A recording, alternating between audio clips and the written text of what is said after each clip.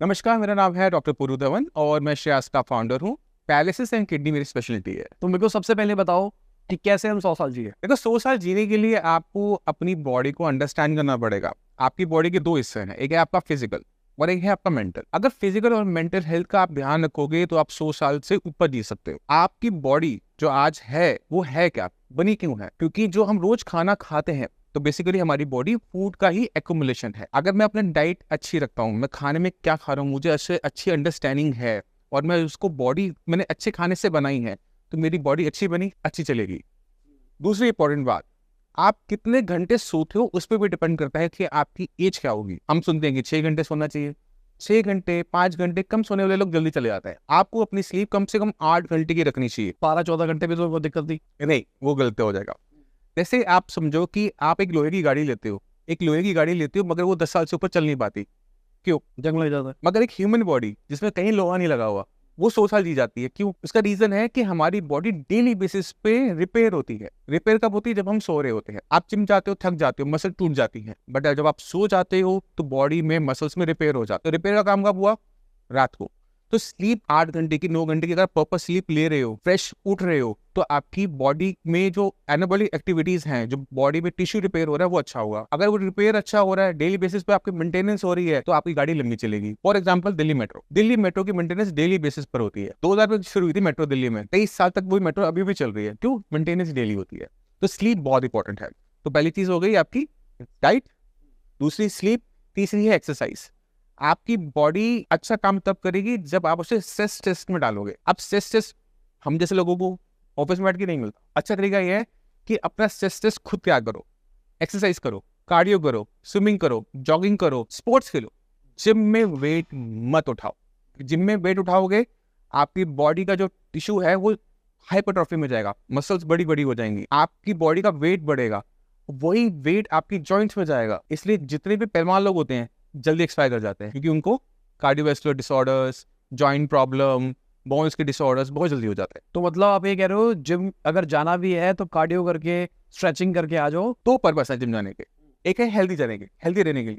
अगर आप हेल्दी रहने के लिए कर रहे हो, आप जिम जाओ, ट्रेडमिल करो, अपनी बाकी जो कार्डियो एक्सरसाइज करो, बहुत अच्छी बात है। बट अगर आप बॉडी बिल्ड कर रहे हो ना, तो आपको अभी अच्छा लगेगा, बट बाद में जब आप कंटिन्यू बंद कर दोगे, जिम जाना बंद कर दोगे एक स्टेज पे जाकर, तब आपकी बॉडी जवाब देना शुरू कर देगी। तो मैं एडवाइस कभी भी नहीं करता। मैं कहता हूँ आप वो एक्सरसाइज पकड़ो जो आप लाइफ टाइम कंटिन्यू कर सको। मैं आज जॉगिंग करता हूँ, मैं 100 साल तक जॉगिंग कर सकता हूँ ना। तो अगर मैं आज जिम करता हूँ, मैं 100 साल अपनी बुढ़ापे तक, 90-80 साल तक मैं जिम नहीं जा सकता। तो वहां पर क्या है, आपकी रूटीन टूट गई। रूटीन नहीं तोड़नी, तो वही चीज लेनी है जो आप अगले 100 साल तक कर सको। अगर आप अपने घर का वास्तु करना चाहते हैं या न्यूमरोलॉजी से जानना चाहते हैं अपने बारे में, कैसा रहेगा आपका आने वाला साल, कैसा रहेगा आपका करंट ईयर, तो आप हमारी ऐप को डाउनलोड कर सकते हैं। Link in the description. ठीक है, तो मैं तीनों चीजों को पहले तोड़ता हूँ एक एक पार्ट के अंदर। अगर अच्छे खाने की बात करके चले, मतलब मुझे लगता है दिस इज सब्जेक्टिव कि किसी के लिए कुछ अच्छा है, किसी के लिए कुछ बुरा है। तो आप मुझे क्लियर करो, व्हाट इज अच्छा खाना, क्या खाना है उनको। खाना हम खाते तो मुंह से हैं। सबसे पहले आती है जुबान। जुबान को जो अच्छा लगता है हम सोचते हैं वही अच्छा है, बट नहीं। हमारे जो टेस्ट डेवलप होते हैं वो डेवलप होते हैं जो हमें खिलाया गया है बचपन से, फ्रेंड्स, फैमिली। तो हमारे जो टेस्ट है डेवलप हो जाते हैं। अगर किसी बच्चे को छोटे से ही आप फ्रूट्स खिला रहे हो, उसका टेस्ट ना फ्रूट्स में डेवलप होगा, चिप्स में नहीं होगा। उसे चिप्स अच्छे नहीं लगेंगे। फॉर एग्जाम्पल, हम इंडियंस हैं, हमें इंडियन फूड अच्छा लगता है ना। एक साउथ इंडियन को साउथ इंडियन फूड अच्छा लगता है। आप यूएस एंड कनाडा में चले जाओगे, वहां पे कहोगे कि आप इंडियन फूड खा लो, तो वो डेली नहीं खा सकते। उनका अच्छा भी नहीं होता है। उनका टेस्ट नहीं है, उनको वो अपना खाना अच्छा लगता है। पर मैं ऐसे, मेरा एक्सपीरियंस रहा है, उन लोगों को इंडियन बनाना भी नहीं आता है। नहीं, रेस्टोरेंट तो है वहां पर, डेली बेसिस पर नहीं जाएंगे ना। ये तो नहीं कहेंगे कि हाँ ठीक है, मैं अपना खाना छोड़ के मैं आज से इंडियन नहीं खाऊंगा, मैं नहीं खाऊंगा। वो नहीं होने वाला। क्यों? क्योंकि वो टेस्ट डेवलपमेंट है। खाने में आपको देखना है कि खाना आप किसके लिए खा रहे हो, ये भी बहुत इंपॉर्टेंट है। खाना अगर आप बॉडी के लिए खा रहे हो, तो बॉडी का सिस्टम काम कैसे करता है। खाना अपने मुंह से खाया था, सलाइवा लगा, लार लगी, खाना डाइजेस्ट वहां से शुरू हो जाता है, आपके कार्बोहाइड्रेट्स वहीं ब्रेक डाउन होने शुरू हो जाते हैं, फिर खाना आपके स्टमक में जाता है। स्टमक में एसिड होता है, सबको पता है, सबने पढ़ा हुआ है।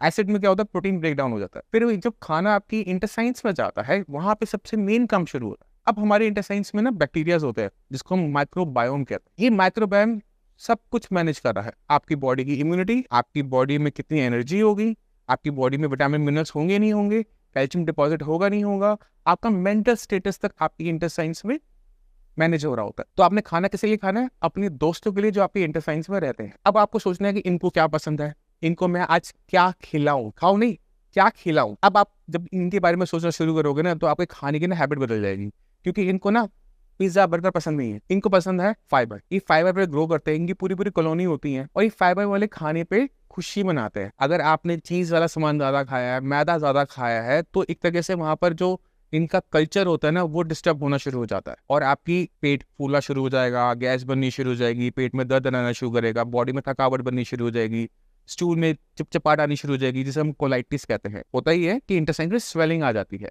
जब स्वेलिंग आ गई ना, तो आपका पेट साफ दिन में 2 बार 3 बार जाना पड़ रहा है, और हो नहीं पा रहे, आपकी एनर्जी का अपटेक नहीं है, तो आपको क्या होगा? सिर में दर्द, घबराहट, एंजाइटी, डिप्रेशन महसूस होना शुरू हो जाएगा, कंधों में दर्द, कमर में दर्द, घुटनों में दर्द, अननेसेसरी दर्द बनने शुरू हो जाएंगे। आपको लगेगा कि भूत पे से चढ़ गया है ना, आप गलत डायरेक्शन में जाओगे। इसको डिप्रेशन क्यों हो रहा है? ये अकेला बैठना क्यों चाहते हैं? तो पेशेंट में क्या टेंडेंसी आती है कि मुझे अकेले रहने दो, म्यूजिक मत चलाओ, बच्चों को दूर कर दो। जब आपके अंदर ये फीलिंग आनी शुरू हो जाए ना, एक सवाल पूछता हूँ, आपका पेट ठीक है या नहीं है? मोशन कितनी बार जाते हो? अगर मोशन आप दिन में 2-3 बार जा रहे हो, तो दिक्कत आपकी वहां बैठी, उसको ठीक कर दो, सब ठीक हो जाएगा। मतलब भूत भगाने का तरीका है फाइबर खाना का। भूत भागेगा। कहने का मतलब ये है कि हम, दिक्कत कुछ होती है, हम उसे रिलेट किसी और चीज से कर लेते हैं। आपका सिस्टम खराब चल रहा है, आपका डाइजेस्टिव ट्रैक्ट खराब चल रहा है, आप उसे रिलेट कैसे कर लेते हो? यार मुझे ना आज बहुत भारीपन है, मुझे बहुत घबराहट हो जाती है, मुझे लोग पसंद नहीं आ रहे। आपको अपने से ही, मतलब क्यों, किस लिए, अब ओवर थिंकिंग करना स्टार्ट कर दोगे, सिर में दर्द बना रहेगा, घबराहट बनी रहेगी। अब सोचो, आपको सिर में दर्द बना हुआ है, सुबह उठो सिर में दर्द है, घबराहट बनी हुई है, मांसपेशियां दुख रही है, ऐसा लग रहा है किसी ने खूब पिटाई कर रखी है, आपको क्या लगेगा? अब डिपेंड करता है आप किसके पास गए। आप किसी पंडित जी के पास होगे, हाँ जी दिक्कत है, वो वाली दिक्कत बताएगा। डॉक्टर के पास जाओगे, वो कहेगा कि हाँ साइकियाट्रिस्ट की जरूरत है, आपको कुछ डिप्रेशन की कंप्लेंट है। अब आप एक हम जैसे डॉक्टर के पास आ जाओगे, हम अलग तरीके से सोचते हैं। तो कंप्लेंट होने पे आपने किसको अप्रोच किया है, उस पर डिपेंड करता है कि बीमारी क्या बनेगी। क्योंकि होता ही है कि सेम सिम्टम्स हमें हर बीमारी में मिलता है। अब आपको वीकनेस है, बहुत सारी बीमारी में सेम सिम्टम है। आप कार्डियोलॉजिस्ट के पास जाओगे तो कार्डियोलॉजिस्ट कहेगा कि कार्डियक इशू है, इको करवा लो। किडनी वाला कहेगा कि एफटी करवा लो, रिपोर्ट नॉर्मल आ रही होंगी। अब डॉक्टर सोच रहा हो क्या रहा है, पेशेंट कहेगा यार सारे टेस्ट करवाना, नॉर्मल आ रहे हैं। एस्ट्रोलॉजर कहेगा कुछ दबा दो, शनिवारी है। तो आपको सिस्टम को समझना जरूरी है, और डॉक्टर्स की अप्रोच बहुत डिफरेंट होती है, और आयुर्वेद वालों की तो बिल्कुल डिफरेंट होती है। आयुर्वेद के जो कंसेप्ट है वो बहुत सॉलिड फाउंडेशन पर डले हुए हैं। तो अगर हम आयुर्वेद के हिसाब से चलते हैं, तो हमें कहीं ना कहीं पूरे सिस्टम को इवैल्यूएट करना पड़ता है, कहाँ पर दिक्कत है, और हमें सबको करेक्ट करना पड़ता है। चाहे वो आपका लीवर हो, चाहे वो आपकी किडनी हो, चाहे वो आपका जीआईटी ट्रैक, आपका डाइजेशन हो, आपका कार्डिक हो, सब कुछ कवर करना पड़ेगा, सबको इवैल्यूएट करना पड़ेगा। तब जाकर जब ट्रीटमेंट रखा जाता है ना, तो एक तरह से होता है ना, बुल्स आई होता है, निशाने पे ही लगता है, वो मिस नहीं करता। अगर कोई हेल्दी लाइफस्टाइल जीना चाहता है, तो आप उसको क्या डाइट रिकमेंड करोगे जो उनको खाना चाहिए? जैसे आपने बताया कि इंटेस्टाइन के लिए पार्टी फूड है फाइबर, तो हमने उसको देना है। अब हार्ट के लिए भी कुछ होगा, पेट के लिए भी कुछ होगा, सबके लिए फाइबर है। यही तो बात है। आपने जो खाया अपने दोस्तों के लिए खाया था, बाकी काम वो करेंगे। आपने ये देखना है कि मेरा सिस्टम किस तरह से अच्छे तरीके से काम करेगा। इंटेस्टाइन्स में मेरे जो बैक्टीरियाज हैं, मेरे जो फ्रेंड्स हैं, उनको क्या पसंद है, उनको पता है फाइबर है, तो अपने खाने में फाइबर की मात्रा बढ़ाओ। अगर आपने पार्टी करनी भी है, बर्गर पसंद भी है, आपको पिज्जा पसंद भी है, खा सकते हो, बट उसके साथ कितनी अमाउंट में आप फाइबर खा रहे हो, वो इंपॉर्टेंट हो जाता है। ठीक है, एक फाइबर में वो आता है ईसा गुड़ का छिलका, तो पहले पार्टी करो, इनफे में खा के आओ, कोल्ड ड्रिंक में घोल के पी जाओ। आपने सपोज करो कि आप पिज्जा खाया, एक स्लाइस आपने पिज्जा खाया, आपको बहुत पसंद है, आप नहीं रेजिस्ट कर पाते, आपने साथ में खूब सारी एक सैलेड और मंगवा ली थी प्लेट। अब आपने क्या किया, पिज्जा भी खाया और सैलेड भी खाई, तो अब पिज्जा का इम्पैक्ट कम हो जाएगा, क्योंकि जो आपने चीज खाया है उसे ट्रैप करने के लिए फाइबर आ गया ना। अब फाइबर क्या करेगा, उस चीज को अपने आसपास लपेट लेगा और स्टूल के रास्ते बाहर, तो वो ब्लड में एब्जॉर्ब भी नहीं हुआ, आपका कोलेस्ट्रॉल भी नहीं बढ़ा, आपको नुकसान भी नहीं हुआ, आपके इंटेस्टाइन्स के जो बैक्टीरिया हैं वो भी खुश हो गए, तो विन विन कंडीशन आ गई ना। तो आपको वो एक बीच का सोल्यूशन निकालना पड़ता है कि जहाँ पर आपका टेस्ट भी हो जाए और आपका हेल्थ को नुकसान भी ना हो। तो फाइबर की मात्रा आप उस टाइम में बढ़ा लो ना। आप अपनी कैबेज ले लो, लेटिस ले लो, ब्रोकली ले लो, जो आपको वेजिटेबल्स पसंद है करवाओ। फ्रूट्स ले सकते हो, आपने फ्रूट सैलेड मंगवा ली, आपने अपनी कोई अच्छी ड्रेसिंग के साथ अपनी सैलेड ऑर्डर कर दी, आपने साथ में खा लिया बर्गर, कोई दिक्कत नहीं। ठीक है, और अगर फैट की बात करके चले तो घी के ऊपर बात करी जाती है। घी एक फैट है, आयुर्वेद उसको अच्छा फैट कहता है, बट फैट हमको लेना चाहिए, घी लेना चाहिए, नहीं लेना चाहिए? इसको लेके ना बहुत ज़्यादा कंट्रोवर्सी है, और मुझे लगता है कि ना कोई भी चीज़ खराब नहीं होती, डिपेंडिंग अपॉन कि आपका सिस्टम उसको किस तरह से ले रहा है। आपने घी खाया, घी हम सदियों से खाते आ रहे हैं। पहले कार्डियक इश्यूज बहुत कम थे, अब कार्डियक इश्यूज बहुत ज़्यादा, ब्रेन स्ट्रोक बहुत ज़्यादा। रीज़न है कि हमने अपना फैट चेंज कर दिया। हमने क्या किया, हमने घी की जगह ले आए हम रिफाइंड ऑयल। तो अब हमारी इंटेस्टाइन इसे एब्जॉर्ब कर रही है नहीं कर रही, वो डिपेंड करता है कि हमारे ब्लड में कितनी कोलेस्ट्रॉल की मात्रा होगी। यानी ऑयल हमने जो खाया वो सीधा ब्लड में नहीं पहुंचता, उसको एक डाइजेशन सिस्टम से होके गुजरना पड़ता है। अब उसके अंदर एब्जॉर्प्शन इंपॉर्टेंट हो गई। अब आपने क्या किया था, घी खाया था। घी कौन सा खाया था आपने? घी दही से जो मिलाकर जो बना घी वो खाया, जो 800 900 1000 रुपए किलो मिलता है, तो 300 400 रुपए वाला नहीं मिलता। वो खाओगे, आपकी बॉडी में कोलेस्ट्रॉल नहीं बढ़ेगा, क्योंकि उसमें क्या हो रहा है कि उसकी जो मॉलिक्यूल है, जो घी का जो मॉलिक्यूल है, वो इंटेस्टाइन में एब्जॉर्ब ही कम होगा। अब आप खाया, आपने रिफाइंड ऑयल, मिक्स ऑयल खाया। अब जैसे पाम ऑयल है, पाम ऑयल आप जाओगे किसी भी रेस्टोरेंट में जाओगे, वो आपको सनफ्लावर ऑयल थोड़ा यूज कर रहे होंगे, राइस ब्रान थोड़ा यूज कर रहे होंगे, वो सबसे सस्ता पाम ऑयल यूज करते हैं। उसकी एब्जॉर्प्शन ज़्यादा होगी, आपका कोलेस्ट्रॉल बढ़ेगा, आपको दिक्कत होगी। तो आपको डिपेंड करता है कि आप क्या खा रहे हैं। हम क्या करते हैं, हम जाते हैं किसी भी जगह, आपने फ्रेंच फ्राइज खाए, अब उसके लिए बिजनेस के लिए क्या चाहिए, चीज़ सस्ती हो, मेरा बहुत ज़्यादा यूज़ होना है, तो वो सस्ते ऑयल ज़्यादा यूज़ कर जाते हैं बिजनेस। तो आपको उसे अवॉइड करना चाहिए। मेरी हमेशा ये एडवाइस होती है कि जिस इंग्रेडिएंट को आप जानते नहीं हो, पहचानते नहीं हो, जिसके बारे में आपको नहीं पता, उसे इनटेक नहीं करना चाहिए। अब मैं रेस्टोरेंट में जा रहा हूँ, मुझे आलू के बारे में तो पता है, बट आलू को तलने वाले तेल के बारे में नहीं पता। तो आलू को भी नहीं पता, क्योंकि वो एक्चुअली जो फ्रेंच फ्राइज आ रहे हैं वो फ्रोजन आ रहे हैं और वो पोटैटो पाउडर से बन रहे हैं, और पोटैटो पाउडर अलग से कहीं से प्रोसेस करके आ रहा है। हाँ, तो अवॉइड करना चाहिए। आपको जब तक उसकी सोर्स के बारे में ना पता हो ना, तब तक आपको उसको इनटेक नहीं करना चाहिए, क्योंकि आपको हमेशा रूल याद रखना है कि मेरी बॉडी बहुत कीमती है ना। आपकी एक नेटवर्थ है, आपने उसको क्या दे रहे हो क्या नहीं दे रहे, वो मैटर करता है। ठीक है, तो फैट की अगर बात करके चले तो फैट के लिए हम घी ले सकते हैं, बिल्कुल ले सकते। फिश भी ले सकते घी कौन सा? घी हैं, बेलोना। हाँ, मतलब अगर आप घर पे बना रहे हो बहुत अच्छा, मलाई से नहीं बनाना है, दही से बनाना है, दही से। ठीक है, बेलोना मेथड से बना हुआ घी ले रहे हैं। दूसरा फिश भी ले सकते हैं। फिश, हाँ, फिश ऑयल मतलब fish as a full consume करो विद फाइबर। ठीक है, फिश जो है उसमें विटामिन डी, आपका माइक्रो न्यूट्रिशन भर भर कर है। आपने क्या ध्यान रखना है कि वो वाइल्ड कैच हो, पॉन्ड में वली ना हो, जैसे समुद्र से आ रही है, नदियों से आ रही है, कैच करके वो आई हुई हो, वो ज़्यादा अच्छी है। जैसे फार्म का चिकन अच्छा नहीं होता, बट अगर वाइल्ड कैच चिकन लोगे, तो देसी मुर्गा जिसे हम कहते हैं, वो अच्छा है, उसको आप इंटेक करो जितनी एमर्जी मात्रा में, तो कोई नुकसान नहीं होगा। और क्वांटिटी के घी की बात करके चले फैट की, तो उसको उनको लिमिट करना है, या फिर पराठे चल रहे हैं तो दाल डाल के मजे से खाओ? देखो, घी तलने के लिए नहीं होता, घी को तलो मत, मतलब उसे बहुत ज्यादा हीट मत दो। आपने पराठा बनाया है, सूखा बना लो, उसके ऊपर टॉपिंग की तरह रख लो। अगर आप उसको ज्यादा हीट अप करोगे तो उसकी जो प्रॉपर्टीज हैं वो बदलनी शुरू हो जाती है। तो मैं बहुत ज्यादा एडवाइस नहीं करता कि आप किसी भी ऑयल को बहुत ज्यादा हीट अप करो। ठीक है, तो अगर सब्जियां पकानी है तो उसके लिए ऑयल कौन सा? तो जैसे मान लो कुछ भुनने के लिए चाहिए आपको, हाँ, तो उसमें सरसों का ऑयल यूज करो। ठीक है, उसमें घी यूज मत करो, सरसों का तेल यूज करो। दो तेल हो गए, एक सरसों का और एक घी, लाइफस्टाइल के अंदर ये ऐड करना है। हाँ। अगर मैं दूध की बात करके चलूँ तो क्या दूध लेना चाहिए नहीं लेना चाहिए? क्योंकि आजकल बहुत अलग अलग कंसेप्शंस आ रहे हैं। आज के लोग बड़ी न्यू फैशन है, लैक्टोज इंटॉलरेंट हो गए लोग, हाँ, बच्चे हो गए हैं, हम नहीं पियेंगे दूध। हाँ, देखो, दूध is good depending upon your lifestyle. अगर मेरा काम बैठे वाला है, मुझे दूध पचता नहीं है, दूध पीने के बाद मुझे गैस होती है, तो दूध आपको अवॉइड करना चाहिए। आप उसके लिए कर्ड ले लो, दही ले लो, पर दही में क्या ध्यान रखना है कि उसमें सॉल्ट पेपर डला हुआ, काली मिर्च डली हुई हो, उससे उसे डाइजेस्ट करना आसान हो जाता है। दही थोड़ी खट्टेपन में होनी चाहिए, कच्ची नहीं होनी चाहिए, मतलब कच्ची ना हो, वो अपना पानी सेपरेट कर चुकी हो, वो दही ऑल गुड। दूध की जगह आप दूसरे सब्स्टिट्यूट को यूज कर सकते हो।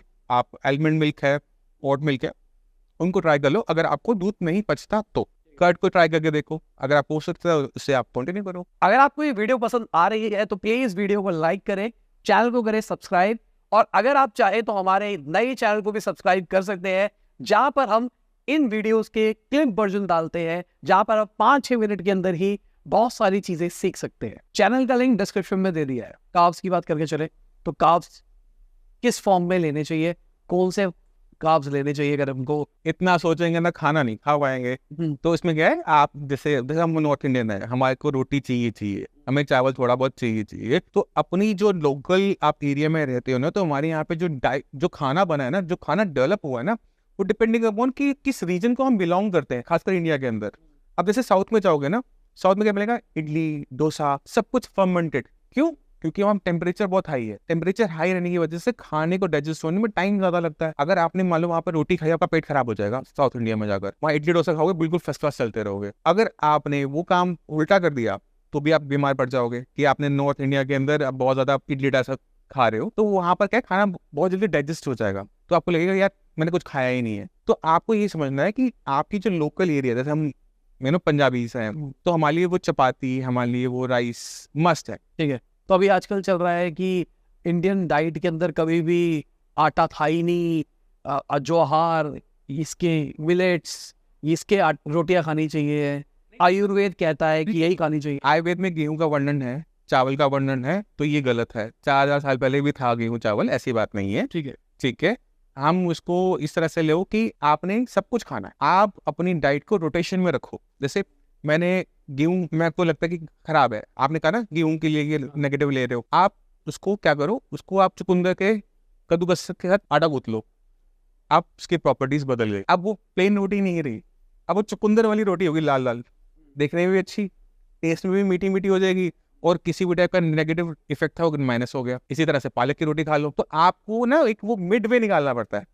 ठीक है ना, क्योंकि आपको क्या करना है, आपको लाइफ टाइम कंटिन्यू करना है। क्योंकि आप 2 महीने 4 महीने अगर छोड़ दोगे ना, तो उसे शुरू, ऐसा फायदा है कि इसे शुरू ही मत करो। अच्छा ये रहता है कि कोई भी हैबिट ऐसी बनाओ जिसको आप लाइफ टाइम अगले 100 साल तक आप उसे कंटिन्यू कर सको, अपने बच्चों को दे सको, बच्चे आगे दे सके। तो मेरे घर में नॉर्मल रोटी बनती नहीं, आप मेरे घर में आओगे तो चुकंदर की रोटी, पालक की रोटी डेली बेसिस पे वही बनती है। तो 2 कलर की रोटी आती है, ग्रीन एंड पिंक आती है, गेहूं की है बट आएगी ग्रीन एंड पिंक, तो प्रॉपर्टीज बदलेगी ना। अब मुझे अलग से सब्जी खाने की जरूरत ही नहीं है, मतलब मैंने साथ में शाही पनीर भी खा रहा हूँ, तो मेरे को चुकंदर का पालक का तो फायदा मिल गया ना। तो आपको ये समझना है। अब मिलेट्स की आपने बात करी थी, मिलेट्स अच्छा है, मगर किसके लिए ये भी इंपॉर्टेंट है। मिलेट्स अच्छा है उन लोगों के लिए जिनको वेट लूज करना है, उनको कार्ब्स कम चाहिए, उनमें फाइबर ज्यादा है, वो इंटेक करें। अब आप किसी पतले से इंसान को मिलेट्स खिलाओगे, बेचारा वो तो दिक्कत में आ जाएगा और वेट लूज हो जाएगा बेचारे का। तो आपको देखना है कि आपका एम क्या। अगर आपने वेट लूज करना है, जैसे हम दोनों ने, तो हमारे लिए मिलेट्स इज गुड। बट अगर कोई वजन जिसका 40-45 किलो है, उसको मैं मिलेट्स खिलाऊंगा, उसका वेट और लूज हो जाएगा, तो उसको नहीं खाना है। अगर आपने अपने को हेल्दी रखना है, तो हमेशा मैं कहता हूँ रोटेशन, यानी एक दिन मैंने ज्वार की रोटी खाई, एक दिन मैंने बाजरे की खाई, एक दिन मैंने गेहूं खाया, एक दिन मैंने बेसन खाया। रोटेशन में रखो, कोई फिक्स डाइट मत बना के रखो, कोई फिक्स वेजिटेबल नहीं कि रोज आलू खा रहे हैं, रोज बैगन खा रहे हैं, ऐसा नहीं करना। सारी सब्जियां घुमा के, एक दिन आलू, एक दिन मिक्स वेज, एक दिन थोड़ा बहुत हमने पनीर खा लिया, एक दिन हमने हरी सब्जियां भी खा ली या थोड़ी टिंडा भी खा लिया। रोटेशन, तो उससे क्या होता है, खाना हमारा बैलेंस डाइट में रहता है। जब वो बैलेंस डाइट रहता है तो हर सब्जी की जो खूबी है वो आपको मिल गई, तो आपकी बॉडी में किसी टाइप की डेफिशिएंसी नहीं होगी। आपकी बॉडी को जो चाहिए था उसने एब्जॉर्ब कर लिया, कोई डेफिशिएंसी नहीं है, और आपकी बॉडी लंबा टाइम चलेगी। ठीक है। प्रोटीन इंटेक की बात करके चलूँ, तो प्रोटीन इंटेक क्या, वो जो उनको न्यूट्रिशनिस्ट बताते हैं कि अगर हम सर्वाइवल पे है तो हमारे वेट का 0.8 ले लो ग्राम्स के टर्म्स में, वो वाला सही है? पहले तो कुछ भी नहीं था ये, पहले लोग प्रोटीन कैसे इंटेक करते थे। आज लोगों में बीमारी है, पहले बीमारियां नहीं थी, ये तो हमने बनाई हुई है। जब हम हर चीज को तोल के खा रहे हैं, हमें तोल के नहीं खाना, हमें रोटेट करके खाना है। आपको प्रोटीन चाहिए, प्रोटीन आपकी बॉडी में अगर आप नहीं भी खाओगे तो भी बनेगा। फॉर एग्जाम्पल, एक गरीब का बच्चा जिसके पास सिर्फ रोटी खाता है और प्याज खाता है, प्रोटीन गया? नहीं गया ना, वो बड़ा नहीं होगा। बड़ा कैसे हो गया? प्रोटीन कहाँ से आया? अब तक आपको ये लगता था कि प्रोटीन खाऊंगा तो मैं ग्रो करूंगा, अगर मैं प्रोटीन नहीं खाऊंगा मैं ग्रो नहीं कर सकता। रिक्शे वालों के एब्स बने होते हैं। क्यों? उसके पीछे रीजन है कि अगर आप कार्ब्स भी ले रहे हो तो बॉडी क्या करेगी, कार्ब्स को प्रोटीन में कन्वर्ट कर लेगी as per the requirement of the body. अगर आपने प्रोटीन इंटेक किया, एक्सेसिव इंटेक किया, अगर बॉडी की कोई रिक्वायरमेंट नहीं, बॉडी उसको बाहर कर देगी। बॉडी के अंदर सिस्टम इंटेलिजेंट लगा हुआ है, वो बेवकूफ नहीं है। तो हम जो यूट्यूब पे ये सारा कंटेंट देखते हैं कि ये खाओ, इतना प्रोटीन खाओ, ऐसे करो वैसे करो, आपको सारे के सारे बीमारी लोग वहीं मिलेंगे। ठीक है।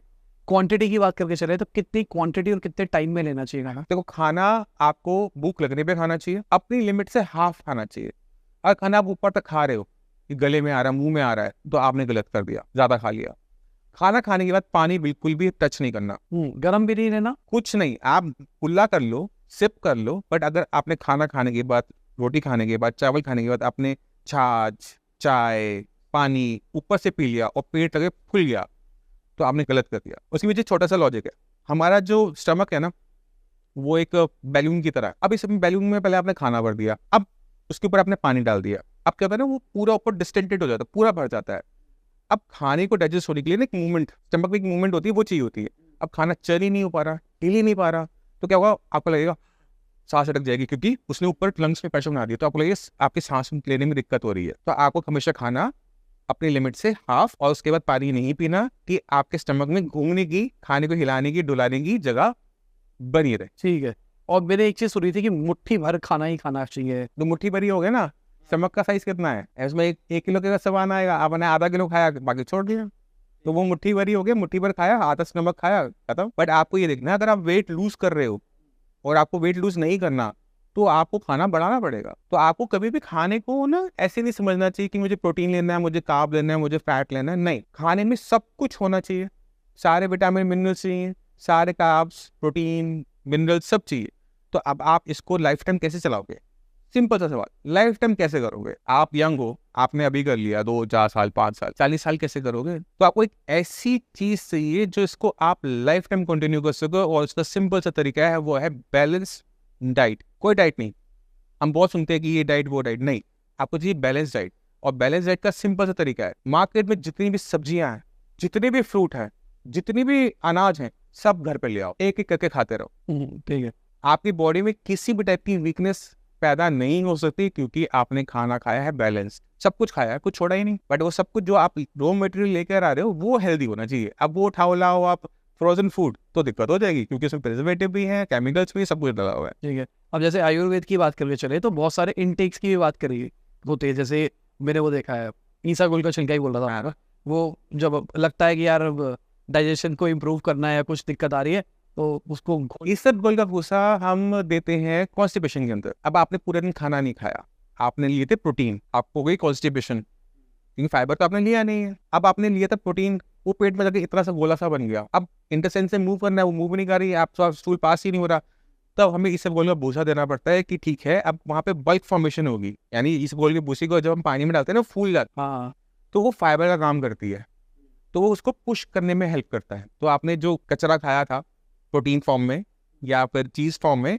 उसको इंटेस्टाइन से मूव करने के लिए काम आएगा आपका इसबगोल भूसी। तो हम जब हैवी डाइट खा रहे हैं, मान लो शादी पे जा रहे हैं, जब पता है खाना है, तो उसके बाद भी ये खा ले तो क्या बेनिफिट होता है? गड़बड़ हो जाएगी ना, आपने तो पहले बहुत सारा खाना खा रखा है, अब आपकी इंटेस्टाइन ऑलरेडी पूरी भरी पड़ी है, ऊपर से आपने खा लिया इसबगोल भूसी, उसने और स्पेस ले लिया, मूवमेंट हो नहीं रही है, आपका पेट दर्द कर जाएगा। तो आपको ध्यान क्या रखना है कि इसबगोल की भूसी तब खाते हैं जब खाना आपने या तो बहुत कम खा रखा है, स्टूल आपको कल का पास नहीं हुआ, अब पास करना है, अगले दिन पास करना है, तो तब आप इसबगोल की भूसी लोगे। इसबगोल की भूसी का एक नुकसान भी है, इसमें ना विटामिन मिनरल कुछ भी नहीं होते, तो जैसे अगर आप रोज रोज लोगे ना, तो पेशेंट आपका वीक हो जाएगा, कमजोर हो जाएगा, क्योंकि उसने क्या किया, इसबगोल की भूसी खाई जिसने खाने को रिप्लेस कर दिया, क्योंकि उसने बल्क बनाया ना, उसने एक मास बना दिया, फाइबर बना दिया, अब उसमें ताकत तो थी नहीं, तो अब बॉडी को तो चाहिए, तो बॉडी फिर फैट जो आपका है, मसल्स जो है, उसे बर्न करना स्टार्ट कर देगी। तो वेट लॉस के लिए कर सकते हैं? हाँ, कर सकते हैं, वेट लॉस के लिए बिल्कुल बिल्कुल कर सकते खाली पेट लेना है? हैं। आप उसके लिए सैलेड यूज करो ना, क्यों इसबगोल भूसी यूज करोगे, क्यों शॉर्टकट चाहिए आपको, मुझे समझ में नहीं आता। देखो, आप शॉर्टकट जब भी लोगे ना, गड्ढे में जरूर गिरोगे। आपको शॉर्टकट नहीं लेना, आपको सही रास्ता लेना है, और सही रास्ता क्या है? Exercise and your diet. आप खाने के अंदर फ्रूट्स वेजिटेबल्स को बढ़ा दो ना, आप चपाती कम कर दो, चपाती के अंदर भी आपने वेजिटेबल्स डाल दी, आपको प्लेन चपाती खानी ही नहीं है, आपने मिलेट्स को ऐड कर लो, और डाइट के अंदर फ्रूट्स, वेजिटेबल्स, सैलेड्स को बढ़ा लो, उसके ऊपर आप कोई भी ड्रेसिंग ले लो, और सबसे अच्छी ड्रेसिंग पता क्या होती है? कर्ड। आप दही लो, उसको फेटो, फ्रूट्स, वेजिटेबल्स, स्प्राउट्स कुछ भी है ना उसमें डाल दो, आप जो टेस्ट आएगा ना आपको, आप कहोगे वाह मजा, क्योंकि इसमें सिट्रसपन होता है, हल्का सा खटासपन होता है, आपका जो फ्लेवर है वो अच्छा हो गया, डेली खाने लायक हो गया, और आपको फाइबर भी मिल गया, और आपको प्रोबायोटिक भी मिल गया। आपने मेयोनीज का यूज नहीं किया, आपने चीज का यूज नहीं किया, आपने प्रोबायोटिक कर्ड का, योगर्ट का यूज कर लिया, आपकी इंटेस्टाइन्स भी हैप्पी, डाइजेशन आपका टॉप नॉच हो गया, आपकी बॉडी हेल्दी हो गई, पहले से बेटर। अब अगर मैं एक्सरसाइज की बात करके चलूँ, जो सेकंड फेज है, एक्सरसाइज कितनी करनी चाहिए? जैसे आपने बताया वेट तो नहीं उठाना है, वो समझ में आ गया, बट एक्सरसाइज कितनी करनी चाहिए? 3-3 घंटे 4-4 घंटे टाइम? नहीं नहीं नहीं, देखो एक्सरसाइज का सिंपल सा तरीका है, जहां तक आपकी बॉडी आपको अलाउ करे वहां तक जाओ और एक लास्ट में पुश मार दो, मतलब यहाँ तक मेरा हो गया, अब मेरे से हो नहीं रहा, आप 5 मिनट एक्स्ट्रा कर लो या 2 मिनट एक्स्ट्रा कर लो, वो आपके स्टेमिना को बिल्डअप करने के काम आएगा। आपने ध्यान ये रखना है कि आप एक्सरसाइज वो सिलेक्ट करो जो आप लाइफ टाइम कंटिन्यू कर सको। अगर आपने 2-4 महीने करके छोड़ना है, उसको पिक ही मत करो। अगर मैं आज वॉक कर रहा हूँ, मैं आज जॉगिंग कर रहा हूँ, मैं साइकिलिंग कर रहा हूँ, उसको लंबे टाइम तक लेके जाना है, उसको बीच में ड्रॉप नहीं करना है, वो आपको अगली पूरी जिंदगी 100 साल तक टच नहीं कर जाते, तब तक छोड़ना नहीं है। इसलिए जो एक्सरसाइज आप घर पे कर पाते हो ना, योगा है, स्ट्रेचिंग है, ये एक्सरसाइज आप लाइफ टाइम ले जाओगे। आप जिम जाओगे, आज मेंबरशिप आपको सस्ती लग रही है, कुछ टाइम बाद वो महंगी लगेगी, फिर आपको लगेगा जिम चेंज करने की जरूरत है, आप छोड़ दो। तो आपको ये भी देखना पड़ता है कि आप क्या एक्सरसाइज कर रहे हो, क्या आपसे अपने आप से सवाल पूछना है, क्या मैं इसे जिंदगी भर कर पाऊंगा या नहीं कर पाऊंगा। अगर आपको अंदर से आवाज आ जाए कि मैंने इसको एक बार सिलेक्ट कर लिया और मैं इसे लाइफ टाइम ले जा पाऊंगा, गो for it. Dance, jogging, running, swimming, badminton daily करना जरूरी है या हफ्ते में 4 दिन 5 दिन टाइप्स? आप डेली करने की कोशिश करो, 4 दिन अपने आप हो जाएगा। अगर आप 4 दिन का प्लान करोगे तो वो 1 दिन होगा। तो प्लान फॉर 7 डेज, 4 डेज वो ऑटोमेटिकली हो जाएगा, क्योंकि देखो आपके पास टाइम का शॉर्टेज कहीं ना कहीं किसी न किसी पॉइंट पर होगा, कुछ ना कुछ इवेंट आ जाएंगे, तो आपको जब मौका मिल रहा है तब जाओ। अब अगले फेज की तरफ आते हैं, वो है मेंटल।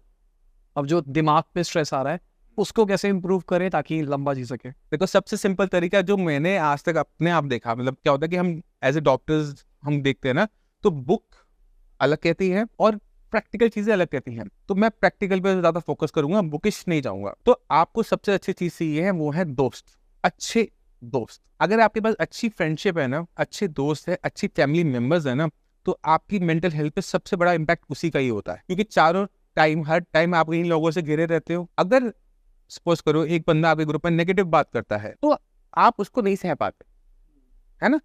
अगर आपके फैमिली मेंबर में कोई फैमिली मेंबर है, मेरे घर में ये हो गया, मेरी बहू ने ये कर दिया, वो नेगेटिविटी आपके घर में आनी शुरू हो जाती है। तो पहली चीज होती है फ्रेंड्स, आपका सर्कल। तो अपना सर्कल बहुत सिलेक्टिव बनाओ, अच्छे लोगों को बनाओ जो आपको एक एक्टिविटी, फिजिकल एक्टिविटी की तरफ भी पुश कर जाए। तो मेरा ये मानना होता है कि आप जॉगिंग स्टार्ट करो, दोस्त आपको जॉगिंग करते हुए मिल जाएंगे, हाय हेलो होनी शुरू हो जाएगी। आप साइकिलिंग कर रहे हो, Ram Ram, hello, bye bye, tata, see you, ये अपने आप शुरू हो जाता है। फिर क्या होता है, वो ग्रुप बनना शुरू हो जाता है। फिर क्या होता है, साइकिलिंग के एक्सपीडिशन होने शुरू हो जाते हैं, कंपटीशन होने शुरू हो जाते हैं, एक बहुत अच्छा सर्कल बन जाता है। तो पहली चीज ये है। दूसरा, आपको अपने आप को, ब्रेन को खाली करना पड़ता है। हमारा ब्रेन हर टाइम कंटिन्यूसली सोचे जा रहा है, सोचे जा रहा है, सोचे जा रहा है, रेस्ट नहीं मिलता। तो सबसे अच्छा रेस्ट करने का तरीका होता है वो है कि आप किसी चीज पे ध्यान लगाओ। अब ध्यान आप भगवान पे भी लगा सकते हो, ध्यान आप किसी पॉइंट पे, अपनी दीवार पे पॉइंट बना दिया, आपसे कंटिन्यूसली देख रहे हो, उसको भी कर सकते हो। आप मेडिटेशन भी कर सकते हो, आंखें बंद करी, दिमाग को बंद करने की कोशिश करी, नहीं हो पाएगा, मैं जानता हूँ, है ना। तो 0 पे आना मुश्किल है, बट 1 पे आना आसान होता है। तो जप में बहुत ताकत है। जप क्या करते हैं, राम राम राम राम राम। तो आप सब कुछ छोड़कर राम पर आ गए, पूरा जगत खत्म हो गया, एक शब्द आ गया, राम। अब ये जो शब्द है ना, अब इसकी महिमा चलेगी। जब इसे बंद कर दोगे ना बोलना, तो भी अंदर राम राम चलता रहेगा। तो आप कोई भी हो, यानी मैं ये नहीं कहता राम की तरफ जाओ, किसी की भी तरफ जाओ, बट एक पे अपने आप को फोकस करो। इससे आपको काम में भी फायदा होगा। अभी होता है कि मैं काम कर रहा हूँ, मेरे ऑफिस में क्या हो रहा है, मेरे घर में क्या हो रहा है, 10 चीजें साथ में चल रही होती हैं, यार ये वो वाला काम भी करना है, ऐसे भी काम करना है। तो आप जो काम कर रहे हो वो भी नहीं कर पाते, और जो काम करना है वो भी नहीं कर पाते। तो जब हम एक फोकस करना किसी पॉइंट पे सीख जाते हैं ना, तो क्या होगा कि हम उसी पे है, 1 पे, मेरा राम, अब मेरा काम हो गया, बाकी सब हट गया। तो जब तक मैं इसे परफेक्टली कर नहीं लूंगा, मैं नेक्स्ट काम में मूव नहीं करूंगा। तो मल्टीटास्किंग आपकी बंद हो जाती है, एफिकेसी आपकी बढ़ जाती है, लाइफ में कुछ भी अचीव करना बहुत आसान हो जाता है अगर आप मेडिटेशन को समझ जाते हो और कर लेते हो तो। ठीक है। अगर फास्टिंग की बात करके चले तो फास्टिंग का क्या इम्पैक्ट होता है? फास्टिंग आपके सिस्टम को रीसेट करने के काम आता है। आपने पिज्जा खाया, बर्गर खाया, फास्टिंग कर लो, अच्छा रहता है, क्योंकि वो उल्लंघन हो गए। तो होता ही है ना, रात को हमने पिज्जा खाया, फिर सुबह ही खाना, उसके बाद में फास्टिंग करी। ये गलत तरीका है। देखो फास्टिंग हमारे जो कैलेंडर के अंदर बहुत सारे इवेंट्स आते हैं। पहली चीज मैंने आपको पहले कहा था, आपको खाना तब खाना है जब आपको भूख लगे, जब आपको फील हो कि हाँ मुझे अब भूख लग रही है। अगर मुझे फील नहीं हो रही, 2 बज गए, मुझे भूख नहीं लगी, मैं खाना स्किप कर जाऊंगा, पहली चीज, ठीक है। दूसरी चीज आपने कहा फास्टिंग। अब फास्टिंग लोग ना अलग अलग पर्पज से करते हैं। जो हमारी एज के, मतलब मेरी एज से नहीं, मतलब मेरे से जो यंग है, उन्होंने वो कल्चर बनाया है इंटरमिटेंट फास्टिंग का भी। इंटरमिटेंट फास्टिंग आपको तब करनी है जब आपको वेट लूज करना है, तो वेट यूज करने के लिए फास्टिंग कभी भी अच्छा तरीका नहीं है। आपको मसल्स बिल्डअप करनी है, मसल्स बिल्ड करनी है, तो आप उसमें सेकंड तरीका यूज करो, उसमें आप एक्सरसाइज करो और अपनी मसल वेस्टिंग मत करो। यानी मैंने आज खाना खाना बंद कर दिया, मैं फास्टिंग पे चला गया, तो मेरी मसल्स का क्या होगा? सूखेंगी। मेरे को मेरी मसल चाहिए है पूरी जिंदगी जीने के लिए, मैं उसका लॉस क्यों उठाऊंगा? मुझे फैट बर्न करना है ना, फैट बर्न में एक्सरसाइज करके करूंगा, फास्टिंग करके नहीं करूंगा। मेनली आप शॉर्टकट आपको हमेशा गड्ढे में लेके जाएगा, ये याद रख लो। ठीक है, तो कोई शॉर्टकट नहीं है। अब इंटरमिटेंट फास्टिंग के अंदर क्या हो रहा है कि हम पहले कुछ घंटे नहीं खाते, एक विंडो होती है, उस विंडो में हम 6 घंटे की विंडो में हम खाना खा रहे हैं 24 घंटे में से, तो ठीक है, खराब नहीं है, बट उस 6 घंटे में क्या खा रहे हो वो भी मैटर करता है ना। आपने खाया पिज्जा बर्गर की, मेरी विंडो चलिए मैं कुछ भी खा सकता हूँ, तो आप बीमार ही हो गए। उस विंडो में क्या खा रहे हो वो इंपॉर्टेंट हो जाता है, क्या विंडो छोड़ी उसका मैटर नहीं है। अगर मैंने पूरे दिन अपना खाना अच्छे से खाया है, मैंने अपने आप को, मुझे भूख लग रही है, मुझे बॉडी में वीकनेस लग रही है, मेरी फास्टिंग चल रही है, मेरा तो काम रह जाएगा, गलती से मुझे चक्कर आ गया, एक्सीडेंट हो जाएगा, मुझे बॉडी में वीकनेस बन जाएगी, और मुझे चाहिए एनर्जी, मेरे को तो स्पोर्ट्स खेलने जाना है और मैं फास्टिंग कर रहा हूँ साथ में। तो एक चीज कर लो, शॉर्टकट चाहिए, गट्टे में गिरना है, गो फॉर फास्टिंग, शॉर्टकट। अगर आपको बॉडी को हेल्दी रखना है, गो फॉर कार्डियो, कुछ भी करो, स्पोर्ट्स खेलो, डांस करो, कुछ भी करो, बट गो फॉर एक्सरसाइज। और अगर हीलिंग की बात करके चले, फास्टिंग से बॉडी हील भी होती है, तो वो हम once in a month types कर सकते हैं। हाँ करो, उसको कोई दिक्कत नहीं। हीलिंग नहीं होती, आप हीलिंग प्रोसेस को समझो। हीलिंग प्रोसेस में आप किसको हीलिंग कह रहे हो, पहले उसे डिफाइन करो। ठीक है, हीलिंग क्या है? हीलिंग है कि बॉडी के टिश्यूज को रिपेयर होना, वो काम रात को होता है, और उस काम के लिए आपके बॉडी के अंदर vitamin, minerals, energy, protein, carbs, सब कुछ होना चाहिए। आप तो फास्टिंग कर रहे थे, आपकी बॉडी में तो रॉ मटेरियल ही नहीं है। आपकी बॉडी अच्छा रिपेयर करेगी, खराब रिपेयर करेगी? खराब करेगी ना। तो फास्टिंग खराब नहीं है, डिपेंड करता है कि आप उसे यूज किस पर्पस के लिए कर रहे हो और कैसे कर रहे हो। आपने 18 घंटे कुछ नहीं खाया, 6 घंटे में आपने बर्गर पिज्जा डाल लिया, आपकी बॉडी खराब होगी, 100% खराब होगी, आपके पास कोई और दूसरा चांस ही नहीं है। और फास्टिंग के अच्छे साइड्स क्या हैं? फास्टिंग के अच्छे साइड्स ये होते हैं कि आपकी बॉडी में इंटेस्टाइन्स को थोड़ा सा आराम मिल जाता है ना। आपने खाना नहीं खाया, आपने थोड़ा सा लिक्विड डाइट पे रहे, आपने फ्रूट्स खाए, वेजिटेबल्स खाई, तो फ्रूट्स एंड वेजिटेबल फाइबर के इंटेक को बढ़ा देती है पहली चीज। अब आपने जिस टाइम नहीं खाया, तो क्या है कि आपका सिस्टम तो काम कर रहा है, जो आपका खाना आपने कल खाया था वो अभी भी डाइजेस्ट हो रहा है, कॉन्टिन्यूसली डाइजेस्ट हो रहा है, तो उसका एक्सपल्शन यानी वो जो खाना था वो पूरा बाहर आ जाएगा। एक टाइम ऐसा आएगा कि आपके इंटेस्टाइन में कोई खाना नहीं है, तो वो हो गया रीसेट। मैंने इंटेस्टाइन को रीसेट कर दिया, बिल्कुल खाली कर दिया, ब्लैंक कर दिया, अब मैं खाना इस पर डालूंगा दोबारा। तो जब हम ओवर खा लेते हैं, इसलिए उसके बाद हम फास्टिंग करते हैं कि आज मैं कुछ नहीं खाऊंगा, आज मैं लाइट खाऊंगा। वो यही इस पर्पज से होता है कि मेरा सिस्टम अब रीसेट ले ले, क्योंकि कल मैंने गलती। अगर हम डिटॉक्स की बात करके चले, क्योंकि अब बहुत सारे लोग अनहेल्दी खा ही रहे हैं और वो चाहते हैं कि डिटॉक्स करना, कईयों को लिवर सूज जाता है, कईयों की किडनी में दिक्कत आने लग जाती है, रिपोर्ट्स में गलत आती है, तो क्या डिटॉक्स किया जा सकता है? डिटॉक्स आप कब करोगे? रिपोर्ट देखने के बाद। डिटॉक्स आपको डेली चाहिए। डिटॉक्स हम कब करते हैं? कोई चीज जब गंदी हो जाती है तब। अगर मैं कहूँ कि उसे गंदा ही मत होने दो, तो क्या अच्छा तरीका है डिटॉक्स करना? ये चीज को गंदा ही मत होने देना। गंदा बताओ तो गंदा ही मत होने दो। अब गंदा किस चीज से हो रहा था? पहले खाने से, और तो कुछ बॉडी के अंदर गया नहीं, हवा गई और खाना पानी गया। तो खाना जब हम पूरी लाइफ अच्छा खाते हैं, हर टाइम तीनों टाइम खाना अच्छा खा रहे हैं, तो आपको डिटॉक्स की जरूरत क्या है? आप तो रोज डिटॉक्स हर टाइम कर रहे हो ना, हर सेकंड कर रहे हो। आप कपड़े धोते हो, है ना, अगर मैं कपड़ा गंदा ही नहीं हुआ तो धोने डालूंगा ही नहीं। अगर मैं चाहूँ कि ओके ठीक है मैं ऐसे वाले गंदा करूंगा, इसे साफ कर लूंगा, धो लूंगा, वो लॉजिक है? वो लॉजिक नहीं है। लॉजिक ये है कि आप जो करो लाइफ टाइम के लिए, क्योंकि हमने बात और जैसे शुरू की थी 100 साल कैसे जीना है, तो आपको डिटॉक्स की जरूरत पड़नी ही नहीं चाहिए। अगर आप खाना अच्छे से खा रहे हो, खाना गलत खा रहे हो, आप पूरी जिंदगी डिटॉक्स करते हो, फिर भी बॉडी खराब हो जाएगी, क्योंकि बॉडी तो उसे एब्सॉर्ब करके अंदर ले गई, अब वो अंदर पहुंच गया, अब वो आपका बॉडी का पार्ट बन गया खाना, है ना। आप उसे निकाल नहीं सकते, वो तो मसल बन गई, वो तो टिश्यू में कन्वर्ट हो गया, अब उसे कैसे निकालोगे? तो डिटॉक्स बेचने के लिए अच्छा है, करने के लिए अच्छा नहीं है। ठीक है। तो आजकल जैसे मिलावट खाना आ रहा है, तो अब हम तो सोच रहे हैं अच्छा खाना खा रहे हैं, घी तो बंदे ने MRP देख के ले लिया, 200 रुपये का था, बिलोना लिखा हुआ था, मंगा लिया, और मिलाया तो उसमें पाम था, या फिर उसने कुछ सब्जियां मंगाई है, कुछ भी मंगाया, दिख तो हेल्दी नहीं थी, पर उगाई वो गलत चीज़ों के साथ में। अब वो खा रहा है, कहीं ना कहीं बॉडी पे तो नेगेटिव इफेक्ट आएगा ही। बिल्कुल आएगा। अब उसके लिए क्या किया जाए? उसका देखो सोल्यूशन यही है कि आपको सोर्स को बदलना चाहिए। देखो आप शॉर्टकट नहीं ले सकते, आपको सोर्स को तो देखना पड़ेगा। अब पता ही नहीं है, सबसे बड़ी प्रॉब्लम तो ये है। आप आज के डेट में अगर आप अफोर्ड कर सकते हो, तो organic farm, organic vegetables market में सर्टिफाइड आ रही है, गो फॉर इट। अनपॉलिश्ड दालें मार्केट में आ रही है, गो फॉर इट। आप अपने किचन गार्डन बनाओ, बहुत अच्छी बात है। मैं पर्सनली एडवाइस करता हूँ, क्योंकि आपको पता है कि आपने कौन सा बीज, कौन सी खाद, सब कुछ डाला हुआ है, बट हर कोई अफोर्ड नहीं कर सकता, हर के पास इतना स्पेस नहीं होता। तो आपके पास ये ऑप्शन ये होता है कि आपने जितना भी हो सके, आप जब कोई चीज़ लेने जाते हो ना, उसकी रंगत वो बता देती है कि इसमें कितना है। तो जो चीज़ बहुत खिली खिली नजर आती है ना, तो उसे कॉस्मेटिक चीज़ें दी गई होती है। आप पत्ता गोभी कभी खेत से तोड़ो, वो चमकती भी होती है। यार देखिए नहीं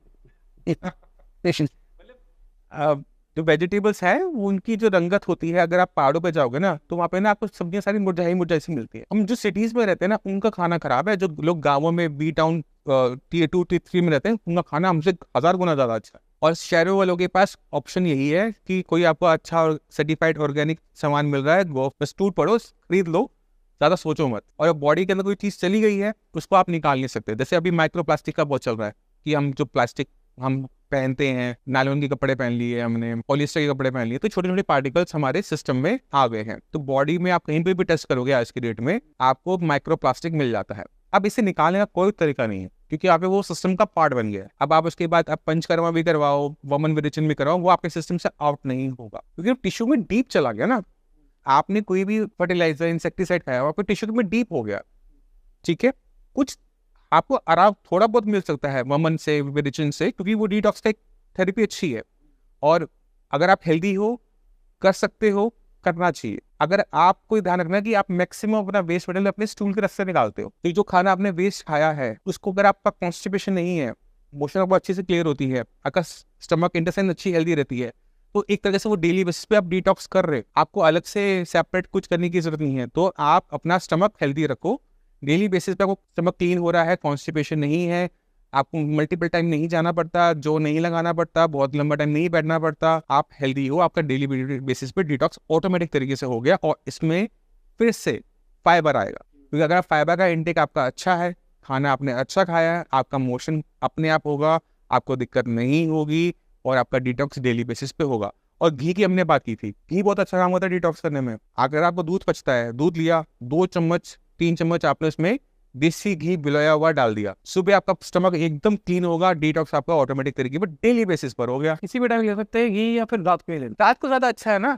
रात को मान लो कि थोड़ी बहुत सो जाते हैं, स्टमक इन बॉडी अपने आप काम कर रही होती है, जो आपने घी लिया था वो लुब्रिकेशन की तरह वर्क कर रहा होगा, इंटेस्टाइन्स को एकदम ग्रीसिंग कर दी उसने, तो स्टूल जो मूवमेंट है वो फैसिलिट हो गई, स्टूल बाहर की तरफ आने लगा।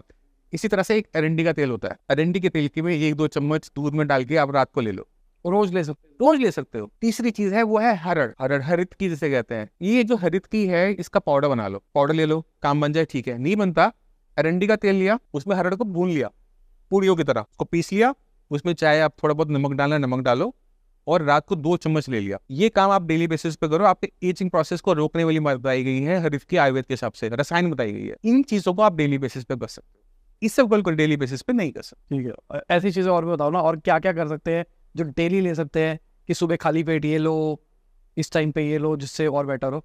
टिप्स फिर शॉर्टकट, जैसे आपने बताया कि एंटी एजिंग बताया गया है। हाँ, एंटी एजिंग। तो अगर एंटी एजिंग के लिए है तो हम 100 साल पहुंच जाएंगे। हाँ, अगर हम हेल्दी जी रहे हैं, अच्छा लाइफस्टाइल ले रहे हैं, एक्सरसाइज भी कर रहे हैं। जैसे आंवला हमने देखा ग्रीन ग्रीन आता है, उसका सूखा वाला पार्ट भी मार्केट में मिल जाता है। आंवला, हरड़, हरितकी और बहेड़ा, ये 3 आते हैं। इन 3 जो फ्रूट्स है ना, इसको पाउडर बना लिया जाता है समान मात्रा में मिलाकर, ठीक है। अब आपके डिपेंड करता है कि कॉन्स्टिपेशन ग्रेड क्या है। अगर त्रिफला के 1 चम्मच 2 चम्मच से पेट साफ हो जाए, डेली बेसिस पर ले लो, कुछ नहीं होगा, लाइफ टाइम कुछ नहीं होगा। आपका लीवर अच्छा, आपका लीवर डिटॉक्स हो रहा है, आपकी बॉडी डिटॉक्स कर रही है, बॉडी फर्स्ट क्लास चलती रहेगी। अगर इससे भी आपका पेट साफ नहीं हो रहा ना, तो वहां पर आप उसमें थोड़ा सा घी ऐड कर दो, उसी में चूरन में, पाउडर में ही आपने ऐड कर लिया, इसको आपने ले लिया रात को, मॉर्निंग में आपका मोशन होगी, आपका डिटॉक्स हो गया। तो ये सिस्टम को एक तरीके से रोज रीसेट वाला करने वाला सिस्टम है, और ये अच्छा काम करता है। तो हम इससे कहते हैं कि डेली बेसिस पे आपने डिटॉक्स प्रोसेस को चला लिया। तो एक मेरे को याद है, मैं कोचिंग गया था आयुर्वेद रिट्रीट पे, तो वहाँ पे उन्होंने घी दिया था मेरे को, जो रात को देते थे। रात को मेरे को दूध में 1 चम्मच लेना होता था। वो कहते थे मेडिकेटेड आयुर्वेदिक घी है। आप वो कैसे बनाया गया था, वो हरड़, इसमें त्रिफला के पाउडर के अंदर त्रिफला के साथ बनाया था। जैसे त्रिफला लिया हमने, हरड़, आंवला, हरड़, बेड़ा, इसको हमने उबाला, पानी बनाया, अब घी को उसमें डाल देते हैं, पानी उड़ जाता है, घी नीचे रह जाता है, और वो घी आपको दे रहा है, इसे कहते हैं त्रिफला घृत। अच्छा, वो मेडिकेटेड घृत हो गया ना। हाँ, तो उसमें त्रिफला की वो घृत था, वही घृत था। की आईसाइट सुधर जाएगी त्रिफला घृत खा के, चश्मे नहीं लगेगा। तो आयुर्वेद ने कुछ बहुत अच्छी फॉर्मुलेशन सब बहुत फैंटास्टिक काम करती हैं, और आयुर्वेद आपकी लाइफ का पार्ट है, आप मानो या ना मानो। आप किचन में जाओ, नमकदानी खोलना, उसमें जितना सामान पड़ा हुआ है ना, वो सारा आयुर्वेद है।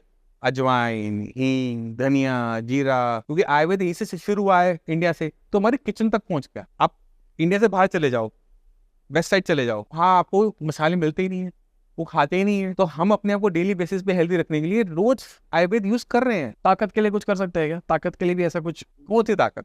शरीर में ताकत मतलब लोगों को कमजोरी रहती है ना। आप अब तक मैंने जो बताया, आप उससे कोई वीकनेस आएगी नहीं ना। अच्छा, मान लो आपको कोई देख रहा है, हाँ, अभी उसकी एज मान लो 35-40 साल है, या थोड़ी ज्यादा भी हो सकती है, पर उसमें वीकनेस रहती है। घर की औरतें बहुत सारी होती है जो कि लो फील करती हैं। फीमेल्स में हम बात कर सकते हैं। फीमेल्स में क्या होता है कि ना, जो मंथली पीरियड्स होते हैं तो ब्लड लॉस होता है। अब जो ब्लड लॉस हो रहा है तो उनको जो हीमोग्लोबिन लेवल है उससे लो हो जाता है। अब हीमोग्लोबिन आपकी बॉडी में कम है तो आपकी बॉडी में वीकनेस आने की कॉमन दिक्कत हो जाती है। तो सिंपल सा तरीका होता है कि आपको डेली, आपको अब आपके 4 दिन निकल गए, 30 दिन में 4 दिन देंगे, 26 दिन को खाना खाना है जो आपकी बॉडी में ब्लड बनाए। तो बचपन से हम कुछ सुनते आए थे, खून कम हो जाए तो क्या खाना चाहिए? आयरन का कुछ, क्या बताओ? वो चुकंदर पालक खाओ, चुकंदर खाओ। अब आप इसे रोज तो खा नहीं सकते। तो इसी वजह से हम कहते हैं कि कभी भी आपने कोई भी चीज करनी है और डेली बेसिस पे करनी है तो उसको अपनी लाइफस्टाइल का पार्ट बना लो। आपने चुकंदर को, पालक की रोटियां खानी है, डेली बेसिस पे खाओ, कोई नुकसान नहीं है ना। आप खा तो रोटी ही रहे हो, आपको चुकंदर भी मिल गया, पालक भी मिल गई, अनार आप खा लेना। अब जो नए फ्रूट्स आए हुए हैं, एवोकाडो बहुत अच्छा है, ब्लूबेरीज अच्छी हैं कहा जाता है, मैंने आई बी के इसको रिजल्ट तो देखे नहीं, बट हाँ उनको आप ले सकते हो, ट्राई कर सकते हो, डिपेंडिंग अपॉन योर पॉकेट। ठीक है। अगर लीवर की बात करके चले, बहुत बड़ी प्रॉब्लम है। अब अभी मैं ये केस मान के चल रहा हूँ, कोई ऐसा बंदा है जो हमको देख रहा है, लाइफस्टाइल खराब था, अब उसको लगता है कि अब मुझे अल्कोहल पिए, अब मुझे बेटर कर दी अपनी लाइफ, अब उसको सही करना है। हम जो कुछ भी खाते हैं वो लीवर में डाइजेस्ट होता है, लीवर में गंदगी निकलती है, लीवर की गंदगी, जो लीवर ने जो गंदगी बनाई वो ब्लड में आ गई, अब उसे ब्लड से बाहर निकालेगा काम किडनी का है। तो ये दोनों आपस में ऑर्गन आपस में जुड़े हुए होते हैं। अब लीवर पे आप चाहते हो कि हम इसको हेल्दी करें, है ना। अब आपको ये देखना है कि आप लीवर को नुकसान क्या चीज पहुंचा रही थी, क्योंकि आपको रीजन ऑफ डैमेज को तो निकालना पड़ेगा। आप ये सोचो कि मेरा लीवर अल्कोहल से खराब हुआ है, मैं अल्कोहल छोड़े बिना लीवर को ठीक कर लूं, आप मत ट्राई करना, कोई फायदा नहीं है। आपको क्या करना पड़ेगा, आपको ये सोचना है कि मेरा लीवर खराब क्यों हुआ। पहला क्वेश्चन खुद से पूछो, आपका लीवर अल्कोहल से खराब हुआ है, अब आपको अल्कोहल को अपनी लाइफस्टाइल से बाहर करना पड़ेगा। कुछ रीजन बता दो, कई लोगों को ये भी नहीं पता होगा उनका लीवर क्यों खराब हुआ है।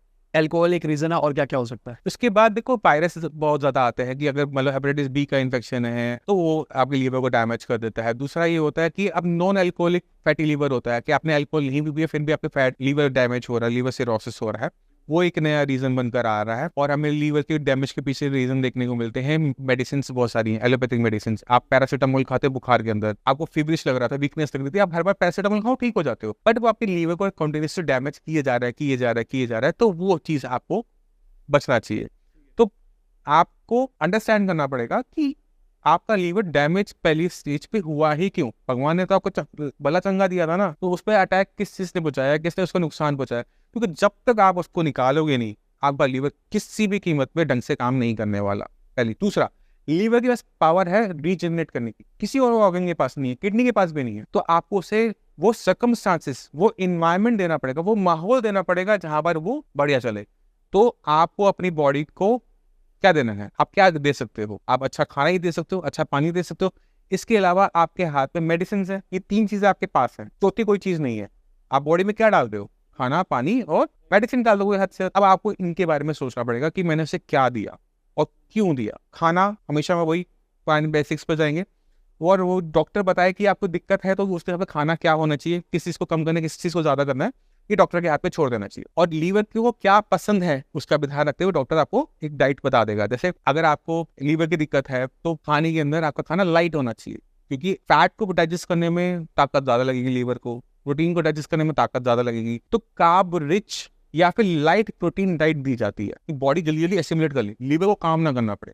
कमजोर है ना, तो खाना क्या होगा, खिचड़ी, दलिया, आराम से डाइजेस्ट हो गया, ताकत भी मिल गई, एंड बॉडी में लीवर पे लोड भी नहीं आया, तो इसलिए वो अच्छा होता है। अब हमारे हमने खाने के बारे में बात कर ली, अब हमारे लिए जो हो गया जो तीसरी चीज आएगी वो हो जाएगा मेडिसिन। तो मेडिसिन जो है आयुर्वेद की वो जड़ी बूटी ही है। जड़ी बूटी मतलब प्लांट, आप प्लांट ही तो खा रहे हो ना, प्लांट की रूट खा रहे हो या फिर फ्रूट्स ले रहे हो इसके, तो वो ना कंपैरेटिवली बहुत सेफ होती है। क्योंकि हम इतना लंबा टाइम हमें हो गया आयुर्वेद में, कभी सुना है कि मेडिसिन खा के किसी का लीवर खराब हो गया कि उसने आयुर्वेदिक मेडिसिन खाई लीवर खराब हो गया? एलोपैथी वाले फैलाते हैं, पर रिकॉर्डेड केसेस एक भी नहीं है आज तक। अगर कोई चीज है, अगर हो रहा है तो कुछ ना कुछ तो स्टडी होगी ना।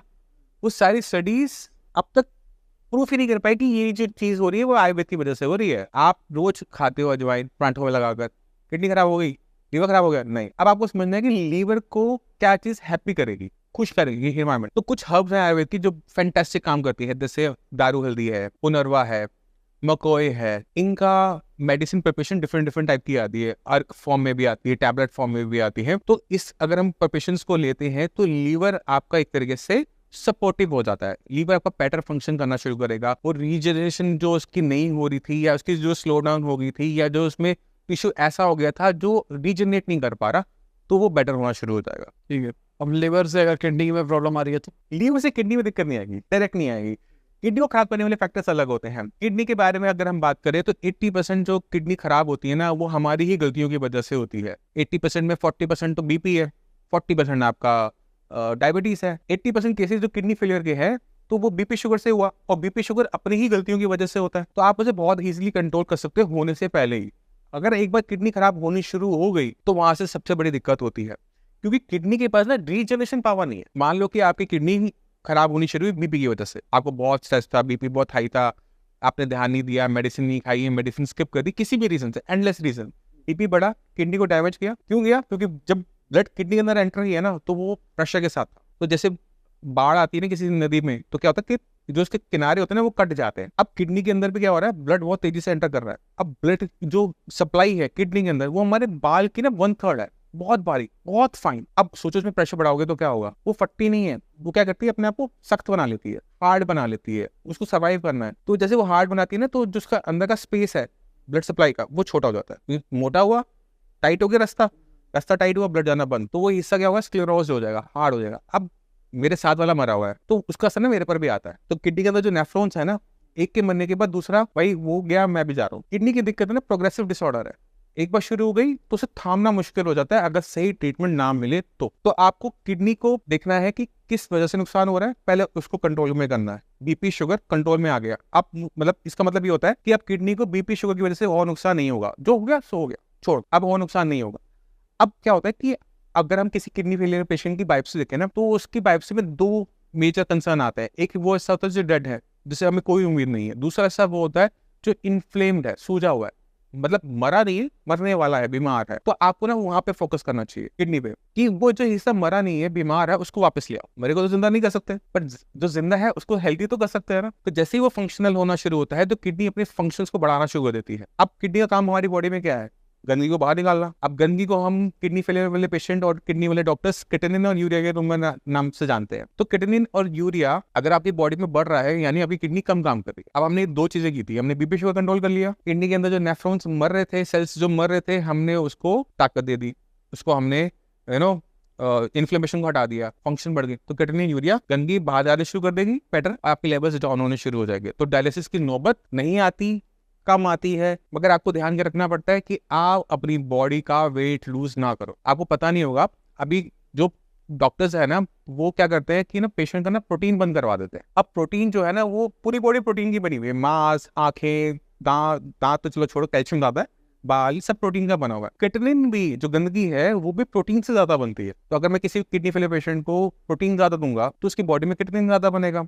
तो डॉक्टर बड़े चालू हो गए, पेशेंट को रख देते घिया तोरी टिंडे पे कि घिया तोरी टिंडा खाओ, क्रिएटिनिन कम कर लो। अब खाने में जब आप घिया तोरी टिंडा देते हो तो क्रिएटिनिन नो डाउट डाउन होता है। तो जितने भी आपके व्यूअर्स हैं उनके लिए फ्री है, क्रिएटिनिन डाउन करना है, घिया तोरी टिंडा हल्दी नमक के साथ आप खाते रहो, मिलेट्स खा लो, वेट लूज करो, वेट लूज होगा, क्रिएटिनिन डाउन होगा, बिना मेडिसिन ले लो, फ्री। मगर इसकी बहुत बड़ी कीमत चुकानी पड़े। आपने बॉडी वेट लूज कर लिया, मसल मास आपका कम हो गया, बॉडी में वीकनेस आनी स्टार्ट हो गई, खुदा ना खासा डायलिसिस जरूरत पड़ गई ना, आपका सर्वाइवल है ही नहीं। दूसरा आपने गलती क्या कर दी, आपने बॉडी को ताकत नहीं दी। किडनी को ताकत अलग से नहीं मिलने वाली, किडनी को ताकत बॉडी से ही मिलने वाली है। अब बॉडी के पास ताकत नहीं, किडनी के पास ताकत नहीं, जो क्रिएटिनिन डाउन होता है ना 2 महीने, फिर वो बढ़ेगा, और ऐसा बढ़ेगा कि अब आप जो मर्जी कर लो, आप इसे कंट्रोल नहीं कर पाओगे। पहली चीज, जो बॉडी में वीकनेस है वो आपको बेड पे लेटा देगा। डॉक्टर के पास जाओगे डायलिसिस करवाने, डॉक्टर कहेगा भैया मेरे बस की नहीं है, पेशेंट में जान ही नहीं है, इसको ले जाओ सेवा कर लो घर पे। क्या बचा है? जब बॉडी में बचा ही नहीं। किसी भी बीमारी के अंदर आपने अपना खाना बहुत डाउन नहीं करना होता, आपको अपनी बॉडी में एनर्जी बनाए रखनी होती है, खाना आपको खाते रहना होता है। बॉडी में अगर वीकनेस आ गई, खून कम हो जाएगा, प्रोटीन कम हो जाएगा, आपकी दस्त दिक्कतें और शुरू हो जाएंगी। तो जितने भी किडनी फेलियर पेशेंट है उनको तो मैं खूब खिलाता हूँ, जो ऊपर निपट लेंगे।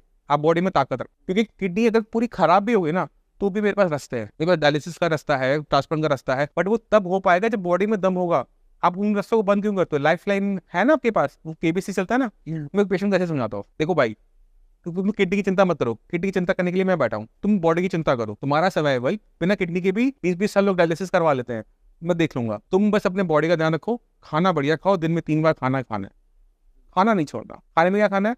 आप गाजर का, मूली का, प्याज का, गोभी का सूखा, जैसे बताया ना, आटे में गूंथ लिया और रोटियां खाई, फाइबर भी गया, ताकत भी आती रहती है, पेशेंट बहुत खुश। और जैसे ही बॉडी को ताकत मिली, सही हमने लाइन ले ली, creatinine level down, urea level down, patient भी खुश, डॉक्टर भी। कहीं नहीं जाते पेशेंट, लंबे लंबे बड़े बड़े लंबे टाइम तक चलते रहते हैं, कोई दिक्कत नहीं आ रही। एलोपैथिक वाले डॉक्टर भी खुश हो जाता है, अरे देखो मैंने मेडिसिन दी थी, लेवल डाउन हो गया। पेशेंट बताते नहीं कि मेरे से ट्रीटमेंट चल रहा है, कभी नहीं बताएंगे, क्योंकि जैसे उन्होंने बताया कि आयुर्वेदिक ट्रीटमेंट ले रहे हैं, ये बेकार है, बेकार है, ये किडनी खराब कर देता है, ये खराब कर देता है। डायलिसिस में वापसी भी आते हैं लोग, डायलिसिस से 50% लोग वापस आ जाते हैं।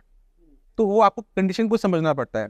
किडनी पूरी सड़ गई है, मर गई है, कोई चांस नहीं, जीरो। मैं खुद कहता हूँ, हम चमत्कारी बाबा तो है नहीं, है ना। तो सच्चाई यही है कि सारे पेशेंट का वापस लेके नहीं आ सकते। आपको ये समझना पड़ेगा कि किडनी के अंदर दम है, जिंदा हिस्सा है, बीमार हिस्सा है, उसको मैं वापस ले आऊंगा।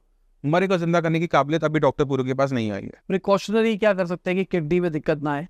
कि कुछ ऐसी चीज़ें, जैसे अभी आपने बहुत सारे चूरन बताए, कि अगर वो बंदा कोई चूरन खाता है तो उसकी किडनी रिलेटिवली स्ट्रांग रहेगी। किडनी को अगर आपने हेल्दी रखना है ना, तो किडनी के जो दुश्मन है ना उनको दूर रखो। किडनी के जो मेजर दुश्मन जो आपके हाथ में कंट्रोल में आते हैं ना, वो है बीपी और शुगर। तो बीपी शुगर का टेस्ट डेली बेसिस पे तो नहीं कर सकते, बट हाँ साल में 1 बार 2 बार अगर आप यंग हो करवाओ। तो अपने बर्थडे याद रखो, अपना बर्थडे, अपनी वाइफ का बर्थडे, अपने बच्चों का बर्थडे, तो डेट फिक्स कर लो कि इस तारीख को मैं अपने आप को गिफ्ट दूंगा। क्या गिफ्ट दूंगा? Full body checkup. क्योंकि हम जो मेल होते हैं ना, अपने लिए कुछ नहीं करते, ये सारे काम भी मैडम ही कर रही होती है। तो आप मैडम के करवा दो, मैडम आपका करवा देंगी। कि क्या है कि थोड़ा सा खून ही तो देना है ना, मगर उसमें ना कोई स्क्रीनिंग हो जाती है कि आपकी बॉडी के साथ क्या गलत हो रहा है, क्या हो सकता है, पहली चीज। और दूसरा तरीका ये है कि आप बीपी शुगर से दूर रहोगे, खाना अच्छा रखोगे, कार्डियो अच्छा करोगे, आपको दिक्कत ही नहीं होगी। उसके बाद इंपॉर्टेंट हो जाता है कि किडनी का डिटॉक्स। किडनी का डिटॉक्स सिर्फ पानी कर सकता है, प्लेन पानी, साफ सुथरा पानी। पानी की मात्रा अगर आप अपनी बॉडी में सही मात्रा में डालोगे तो किडनी के पास सफिशिएंट पानी होगा गंदगी को बाहर निकालने के लिए। जब गंदगी बाहर निकल रही है तो आपकी किडनी ऑटोमेटिक तरीके से डिटॉक्स कर रही है, उसके लिए कोई अलग रास्ता नहीं है। किडनी जो अपनी गंदगी बना रही है, किडनी को जो चीज परेशान कर रही है, वो निकलती चली जाएगी बॉडी से। तो जितने भी एक्सक्रीटरी ऑर्गन्स है उनका आपने ध्यान रखना है। अगर आप उनका ध्यान रखते हो, आपकी बॉडी ऑटोमेटिक तरीके से डिटॉक्स होती रहती है, इंक्लूडिंग किडनी। अगर मैं शुगर की बात करके चलूँ तो देखो, डायबिटीज अगर आपको है तो डायबिटीज के ना बहुत 2 टाइप, मेजर टाइप, टाइप 1 और टाइप 2। टाइप 1 वो है जहाँ पर बच्चा पैदा हुआ, थोड़ा सा बड़ा हुआ, बॉडी में इंसुलिन ही नहीं बन रहा, या इंसुलिन पैनक्रियास पे ऑटोइम्यून कोई हो रहा है कि वो इंजर्ड हो गया है, इंसुलिन बना ही नहीं, टाइप 1। टाइप 2 है वो एक्वायर्ड है ना।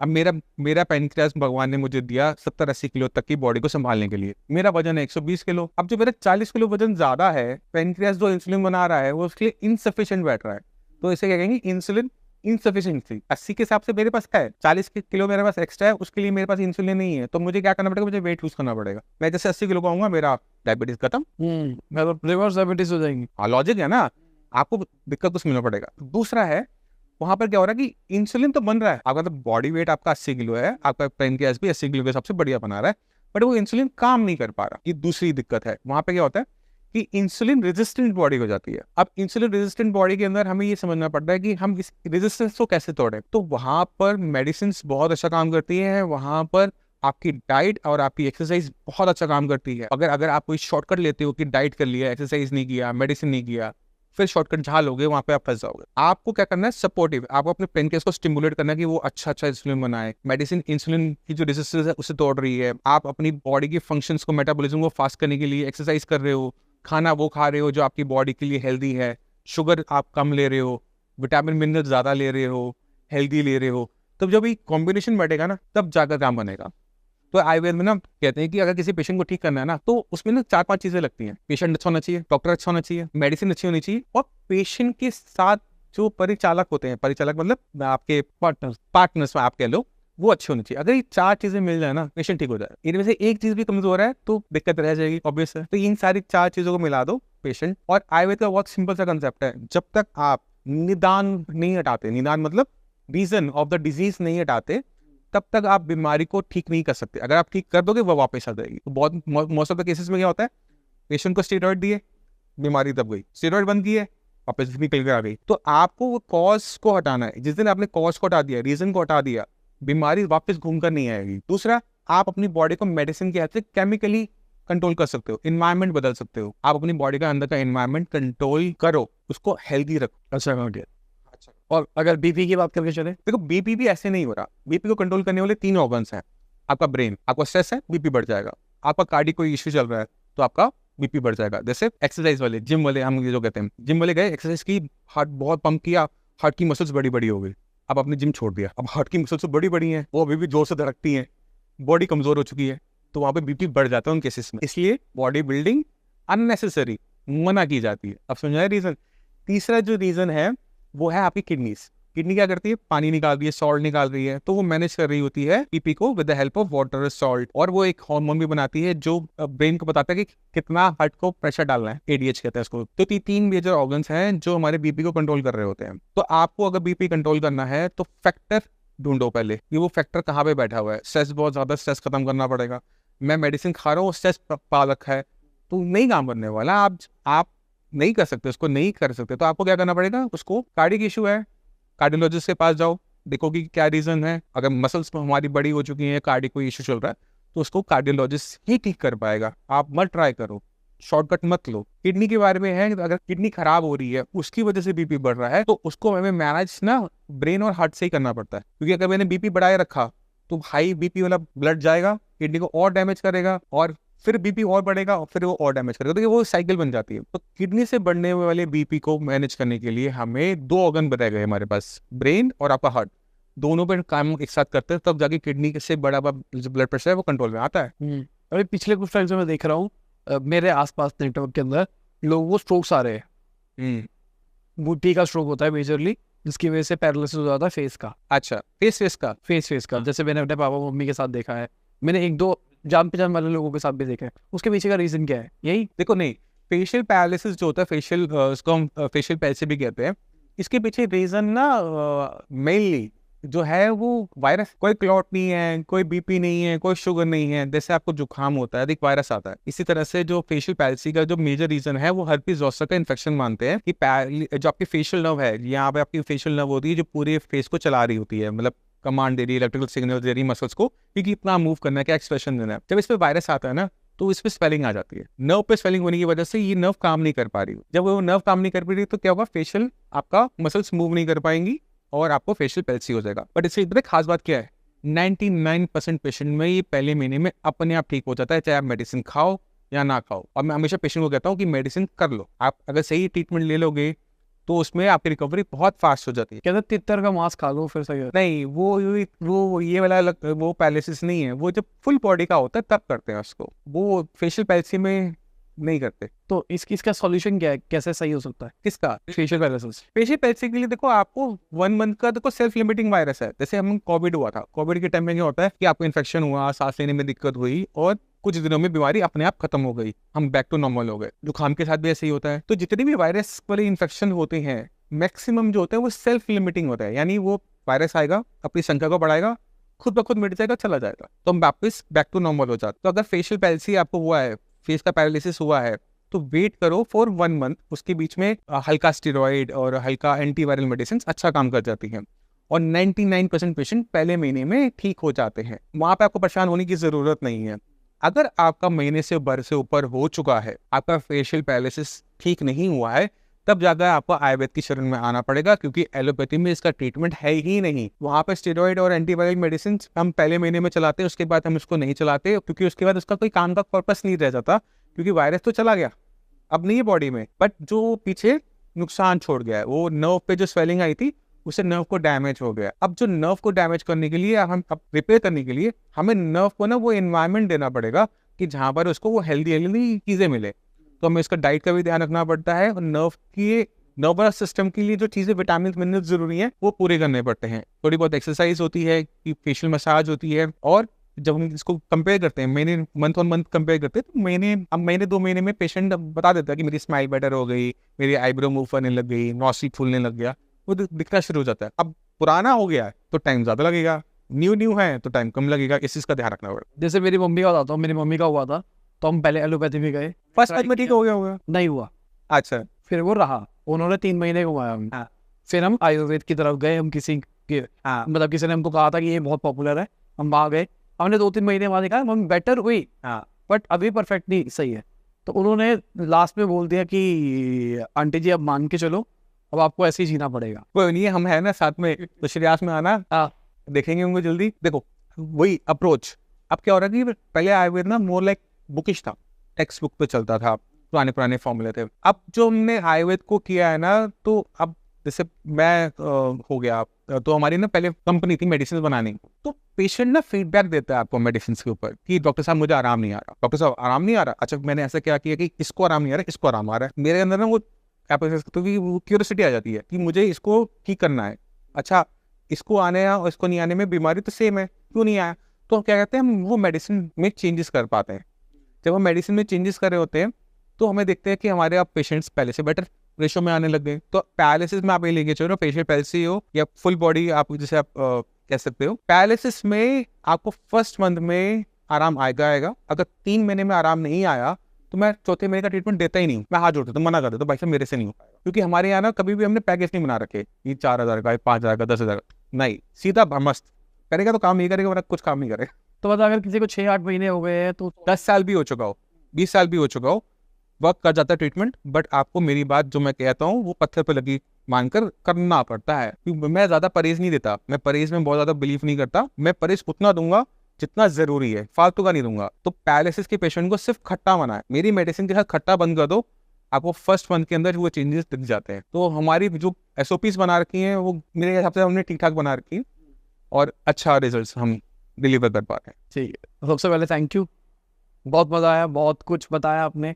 हेल्दी लाइफस्टाइल के लिए कि किस तरीके से हमको जीना चाहिए, और बहुत कुछ सीखने को मिला। Thank you.